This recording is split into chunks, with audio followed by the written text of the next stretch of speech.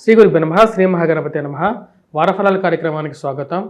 జనవరి 5 నుండి 11వ తారీఖు వరకు చంద్రమను అనుసరించి గోచార రీత్యా ఈ వారం ఎలా ఉండబోతుందని చూద్దాం. ముందుగా గ్రహస్థితి మనం గమనించినట్లయితే గురుగ్రహ సంచారం అనేది వృషభంలో జరుగుతుంది. కర్కాటకంలో కుజుడు నీచత్వం పొంది కుజ స్తంభన అనేది ఈ వారం కూడా కొనసాగుతుంది. రాహు వచ్చేటప్పటికి మీనంలో కొనసాగుతున్నాడు, కేతు వచ్చేటప్పటికి కన్యలో కొనసాగుతున్నాడు. శని మనం గమనించినట్లయితే శని యొక్క స్థితి వచ్చేటప్పటికి కుంభరాశిలో కొనసాగుతున్నాడు శతభిష నక్షత్రంలో. అదేవిధంగా మిగతా గ్రహస్థితి మనం గమనించినట్లయితే బుధుడు రవి కలిసి ధనస్సులో కొనసాగుతున్నారు. మరియు అదేవిధంగా శుక్రుడు శనితో కలవడం జరిగింది. శనితోనే కలిసి ఈ యొక్క వారం కూడా ఉండబోతున్నాడు. ఇటువంటి గ్రహస్థితి రాబోతున్నటువంటి వారం రోజుల పాటు ఎలా ఉండబోతుంది అనేది చూద్దాం. ద్వాదశ రాశుల వారి మీద ఎటువంటి ప్రభావం చూపిస్తుందని చూద్దాం. వాటన్నిటికన్నా ముందు 5వ తారీఖున మనకు స్కంద షష్ఠి రాబోతుంది. స్కంద షష్ఠి రోజు స్కందుడు అంటే షణ్ముఖుడైనటువంటి స్కందుడు ఎవరైతే ఉన్నారో ఇక కుజగ్రహానికి మూలకంగా ఉంటాడు.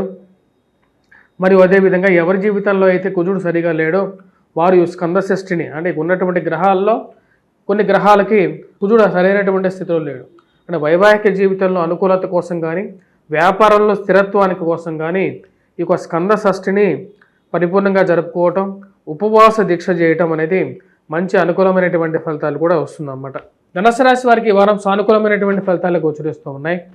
గత వారంతో పోల్చుకుంటే ఈ వారం సానుకూలంగా ఉంటుంది. మానసిక చింత నుంచి బయటకు రాగలుగుతారు. ఫైనాన్షియల్గా అభివృద్ధి పరంగా జీవితం అనేది ఉంటుంది. జీవితంలో డబ్బు ఖర్చు అవుతున్నప్పటికీ కూడా ఏదో ఒక శారీరక శ్రమ వేధిస్తున్నప్పటికీ కూడా రాశి వారికి జీవితం అనేది అభివృద్ధికరంగా ఉంటుంది.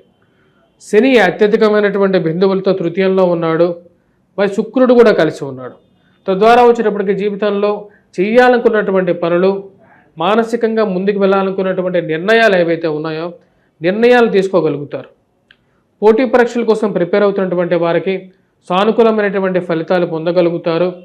కోపం అధికంగా ఉండటం అనేది కొంచెం కష్టాన్ని కలిగించేటువంటి ఫలితంగా ఉంటుంది. భార్యాభర్తల మధ్య గొడవలు, జీవిత భాగస్వామితో గొడవలు అనేవి పరిపాటిగా ఉంటాయి. ఆ విషయంలో కొంచెం జాగ్రత్తలు అనేవి తీసుకోవాలి. జీవిత భాగస్వామి ఆరోగ్య సంబంధితమైన విషయాల్లో తగు జాగ్రత్తలు తీసుకోవలసినటువంటి ముఖ్యమైనటువంటి సూచన. అష్టమంలో జరుగుతున్నటువంటి కుజగ్రహ నీచత్వం పొంది ఉన్నాడు. అది ఆరోగ్యపరంగా కూడా కొంచెం చిక్కులు చూపిస్తుంటుంది. దుబారా ఖర్చు విషయంలో జాగ్రత్తలు తీసుకుంటారు. ఆ దుబారా ఖర్చును ఎలా ఆపాలి, అదేవిధంగా తీసుకున్నటువంటి రుణాన్ని ఏ విధంగా తిరిగి కట్టాలి అనే ఆలోచన ఉంటుంది. ఏది చేసినా సరే కుటుంబం కోసమే చేస్తున్నాను, కుటుంబం ఎదుగుదల అనేదే నాకు ముఖ్యం అని మీరు భావిస్తారు. దానికి తగిన విధంగానే ముందుకు వెళ్తారు. ఈ రాశి వారికి మనం గమనించినట్లయితే ఈ యొక్క ఉద్యోగపరంగా మార్పు చేర్పులు కోనుకొని ఆ విధంగా ఉద్యోగపరంగానే ఎదగాలి. వ్యాపార పరంగా కూడా కొత్త బ్రాంచ్లు ఆరంభించాలి. ఉన్నటువంటి ఖర్చుకి తగినటువంటి డబ్బు సంపాదించాలి అని చెప్పి నిర్ణయించుకుంటారు. దానికి తగినటువంటిగానే చేసేటువంటి ప్రయత్నాల్లో ఒక సానుకూలమైనటువంటి నిర్ణయాలు, సానుకూలమైనటువంటి ఫలితాలు పొందుతూ ఉంటారు. రాజకీయంగా ఎదగడానికి చేసేటువంటి ప్రయత్నాల్లో ముందడుగు పడుతూ ఉంటుంది. ఆరోగ్యపరంగా కొన్ని జాగ్రత్తలు అనేవి ఈ రాశి వారికి తీసుకోవాలి.